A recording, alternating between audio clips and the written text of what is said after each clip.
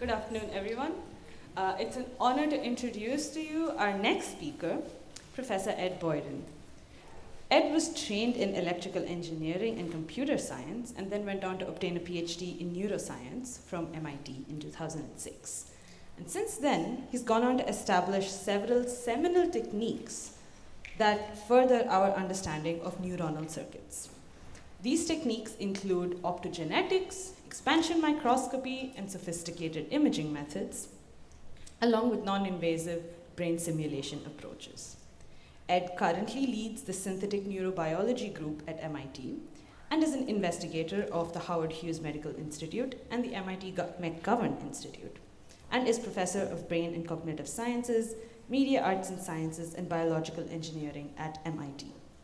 His work, recognized through several accolades such as the Cronin Medal and the Breakthrough Prize in Life Sciences, continues to revolutionize neuroscience and advanced imaging. It's a pleasure to have you with us today here, Ed, and we're looking forward to your talk.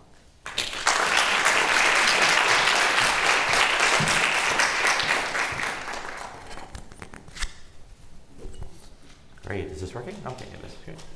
Yeah, so thank you so much for the kind introduction and the wonderful invitation. And yeah, it's been wonderful talking with people about technology and science and how we can try to help out in these biological mysteries. I lead a group at MIT that's trying to help understand complex biological systems in terms of their parts.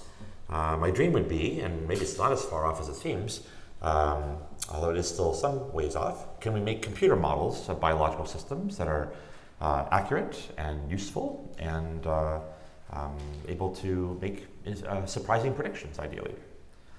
And to do that, of course, we need several kinds of ground truth-oriented data, right? You need data not just in quantity, but also with resolution enough that you kind of really know what the building blocks are and what they do.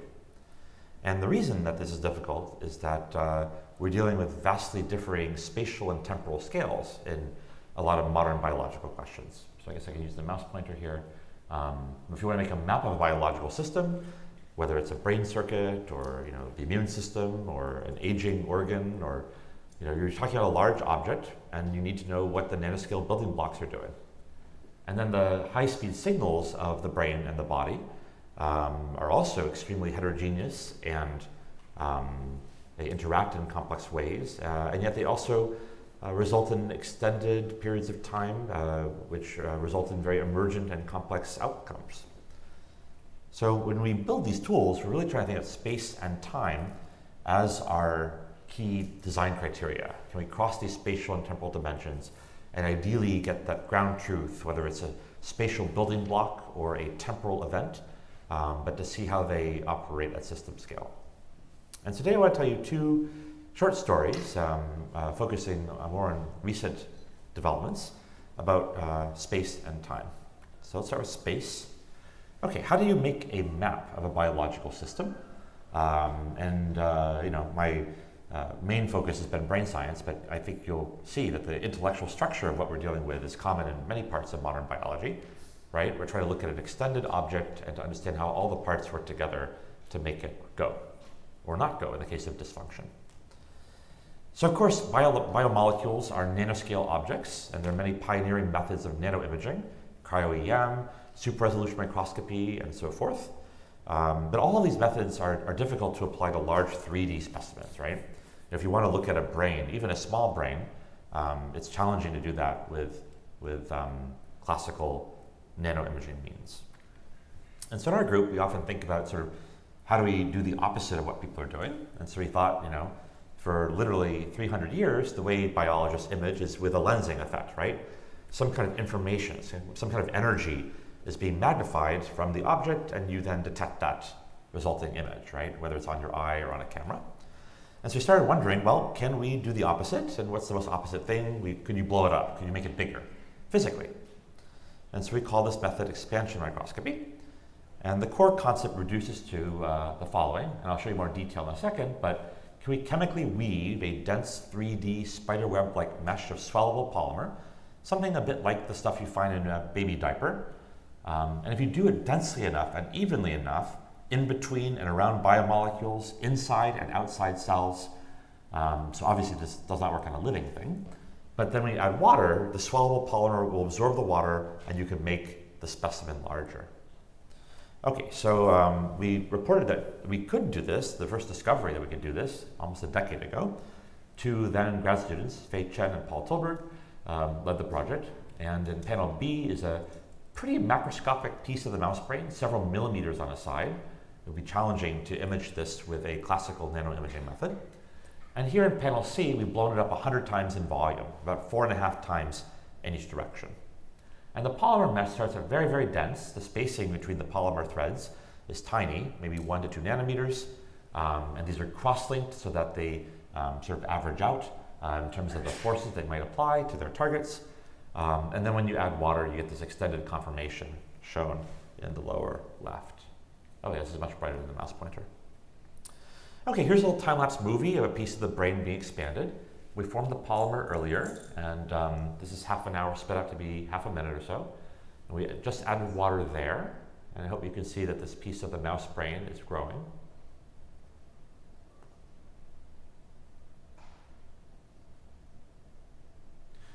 So it's a pretty fast process. I think the record from taking a living cell and getting it ready for expansion in the group is down to almost 15 minutes now.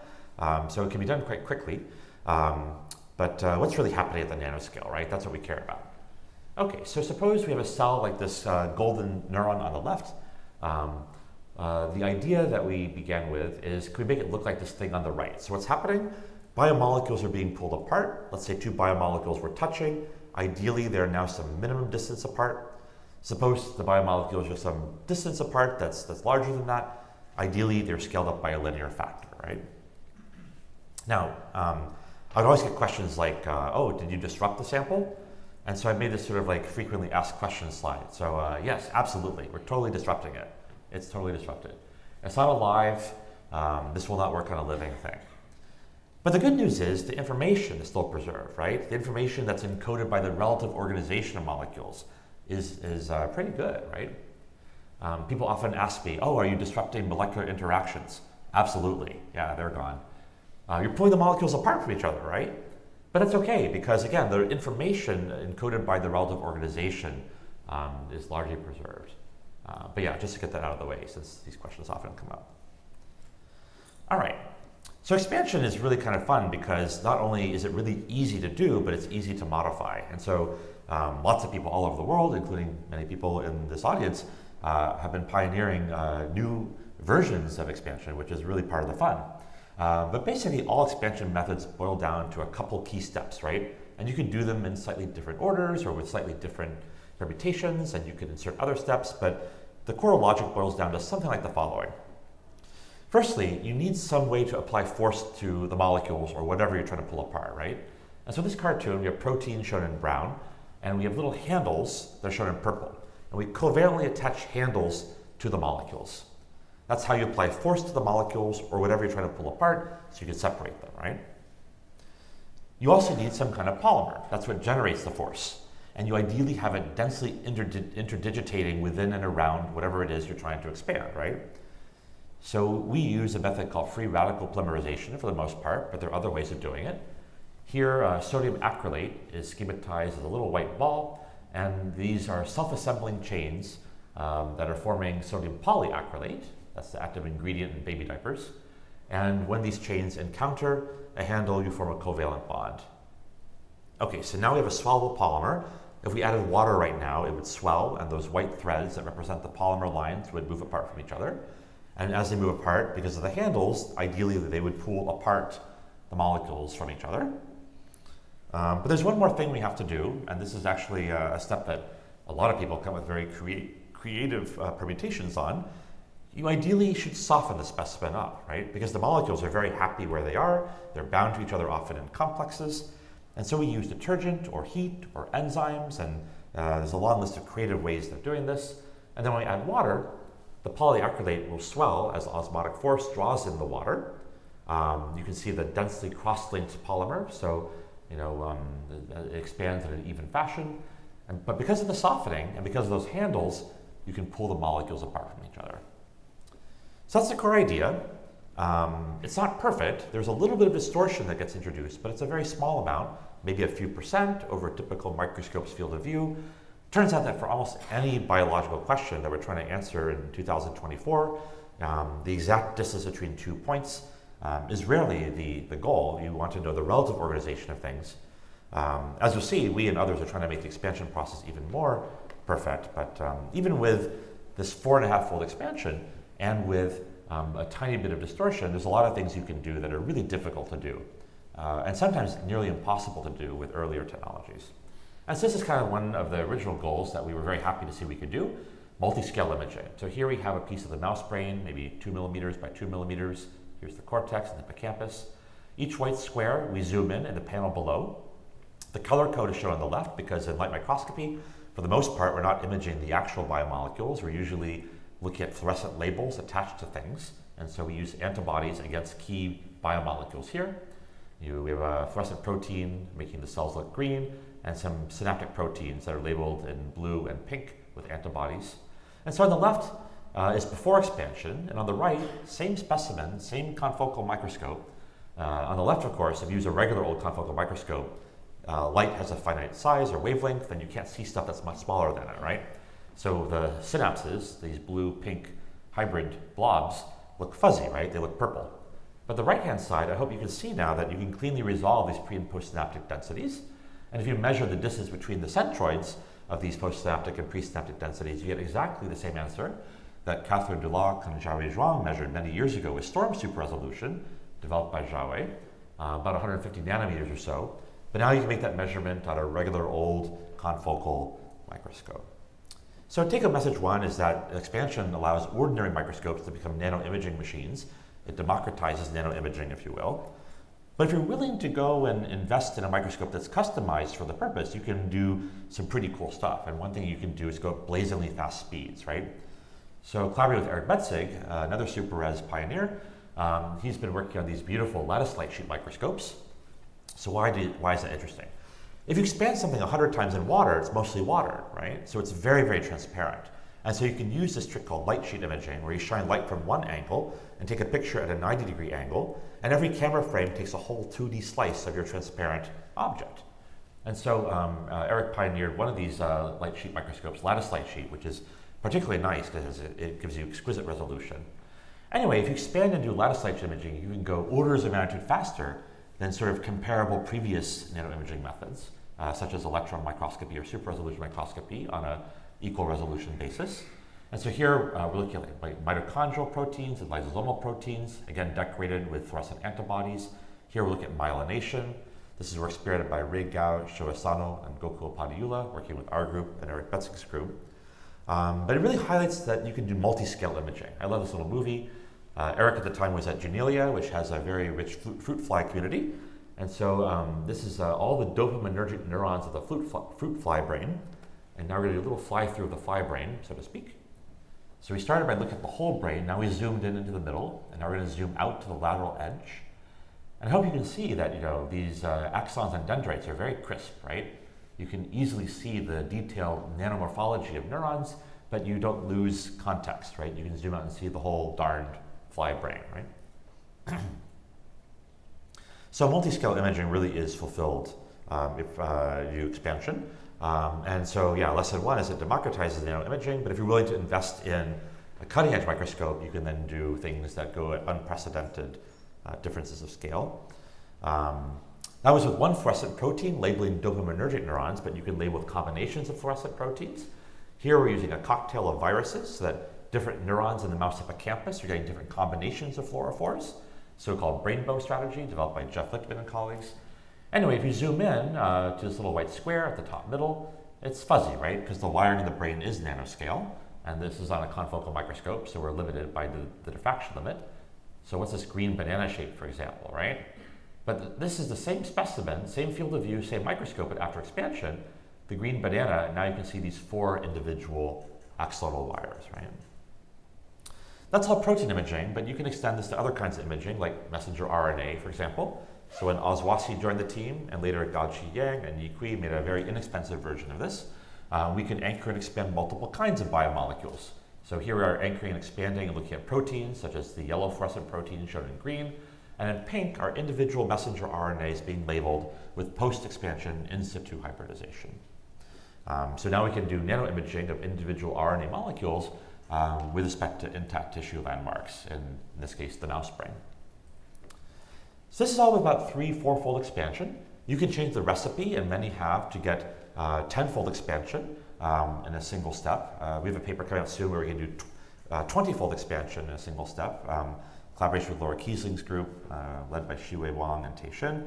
But eventually, of course, you run out of steam, right? Expand something too much, it's going to fall apart because there's only so much material to begin with.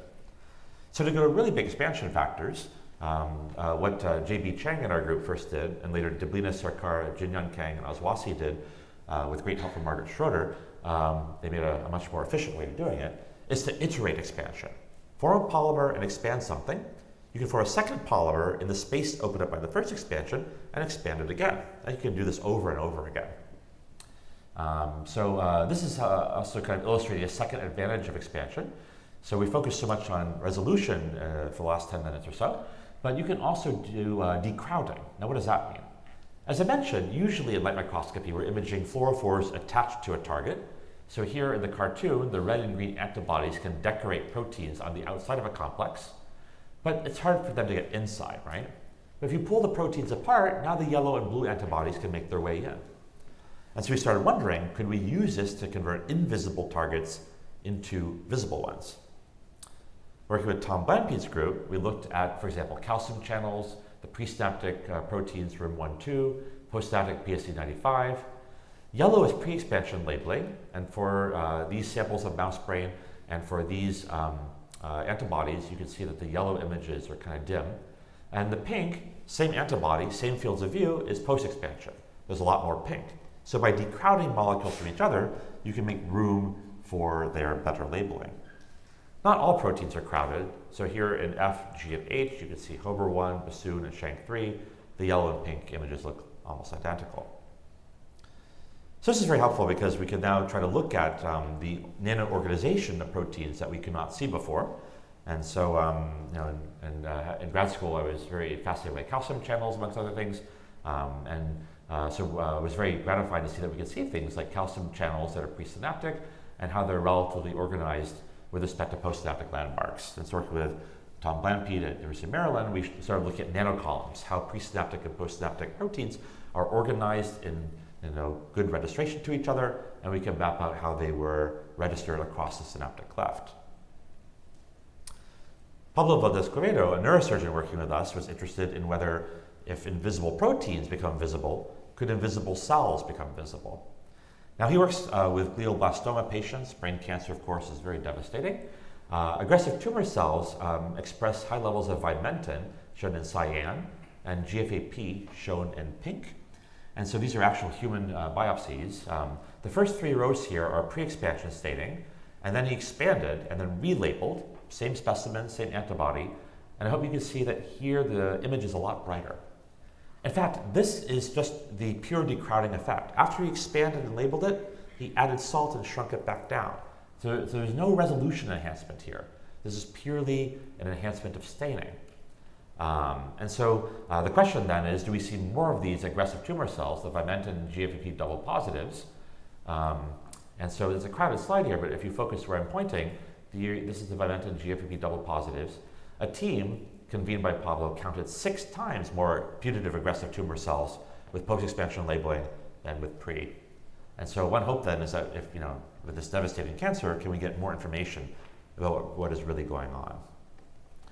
So far I've showed you mostly brain images, but this works on almost anything. When Yangshin Zhao and Octavia Bucure, working with me and a bunch of pathologists from Harvard Medical School, Astrid Wine, Stu Schnitt, and many others, Andy Beck, we looked at prostate and lung and breast and pancreas. The color code is shown in the upper right. These are normal on the left and cancer-containing biopsies from human patients. And in all cases, we could get enhanced resolution.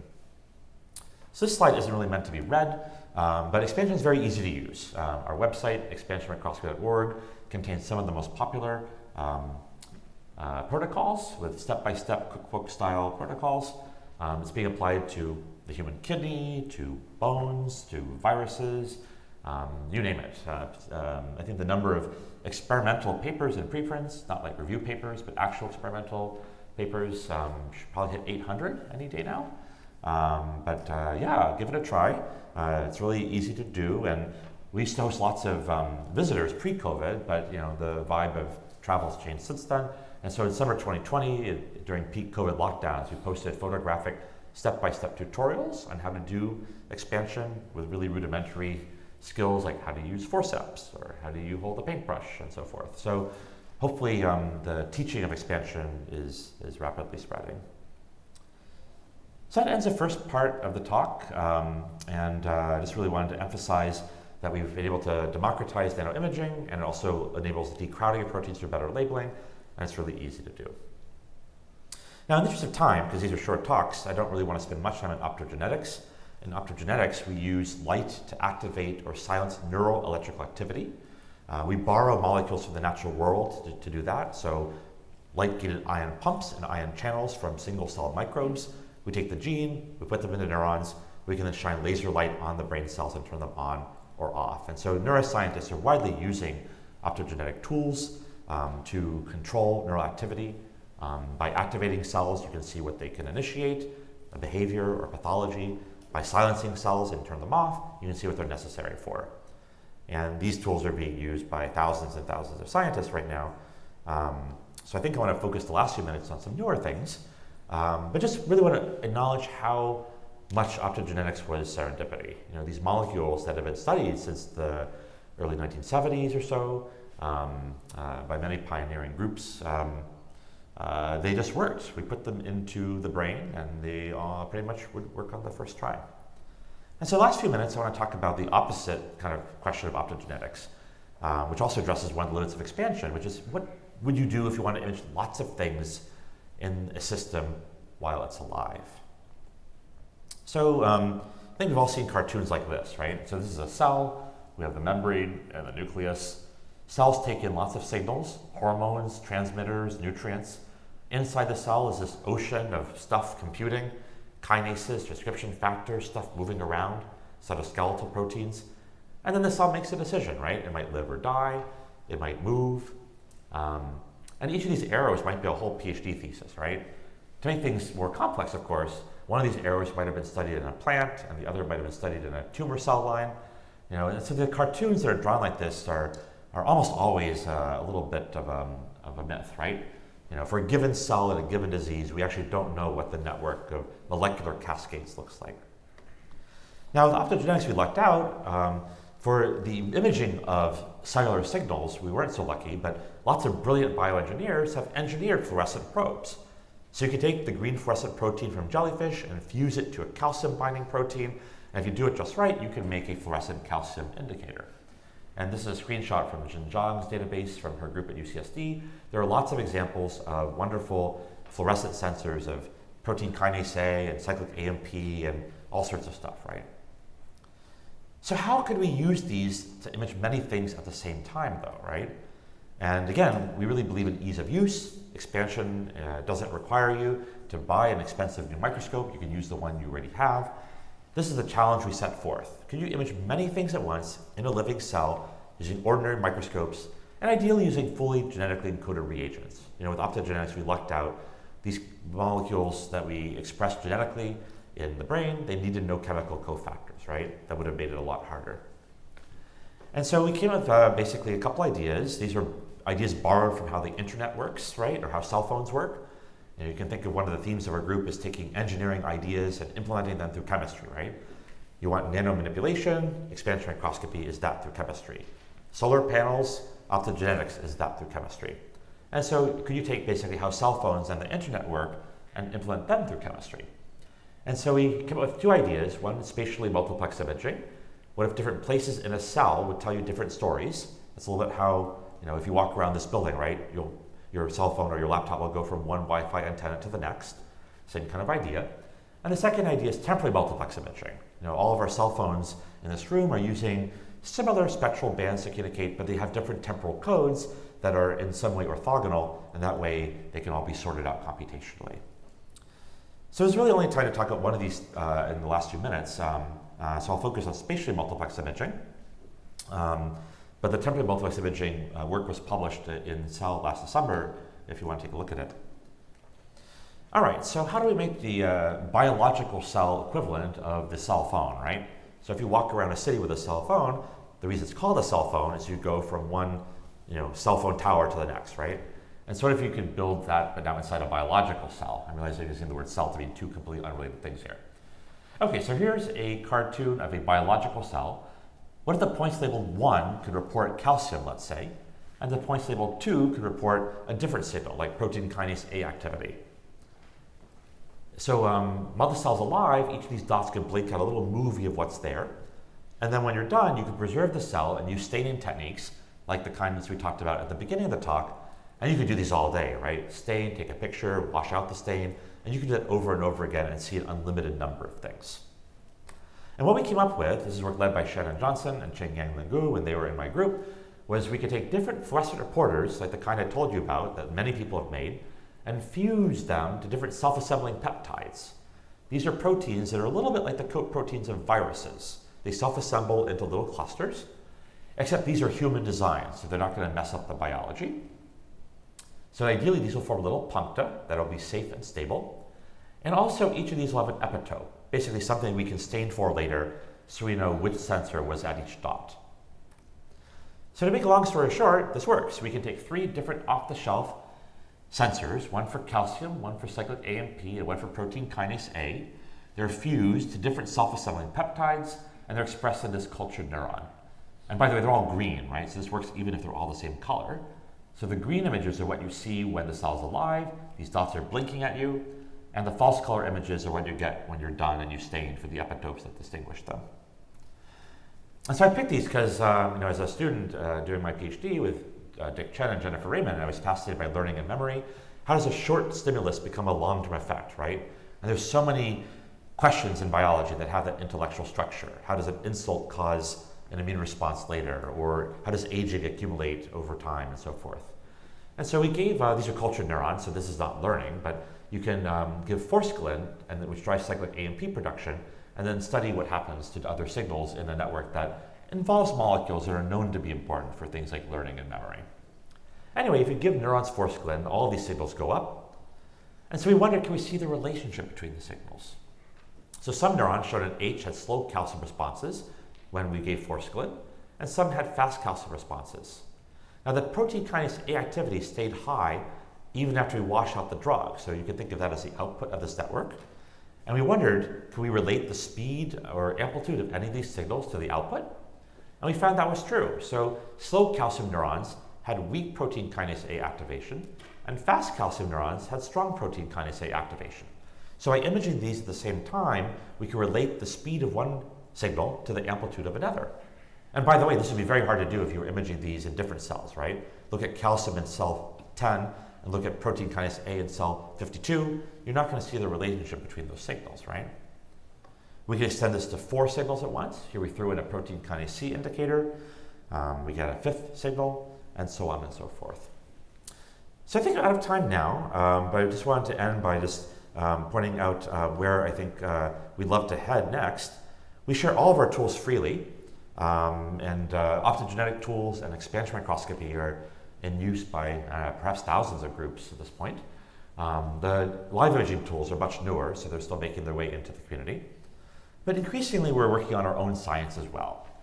And so what I'd like to do in the years to come is to integrate the imaging of many signals throughout an entire small nervous system, like a worm or a fish, do optogenetics to perturb those cells' activities, and then at the end of the day, do expansion and make a map of the wiring and the molecules, and see if we can make models of how entire brains work.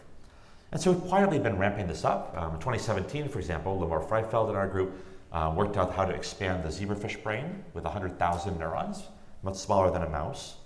And Jay Yu, when he was in our group, showed how we could expand the worm scale again. So we've kind of been moving our technologies in this space a little bit quietly, but steadily. And yeah, we're very excited now to try to integrate these towards being able to collect data sets of brain function. So along the way, I've acknowledged all the people who've led the different projects, but we have an even longer list of people throughout the years in our group and our alumni who've helped out with these and many other projects.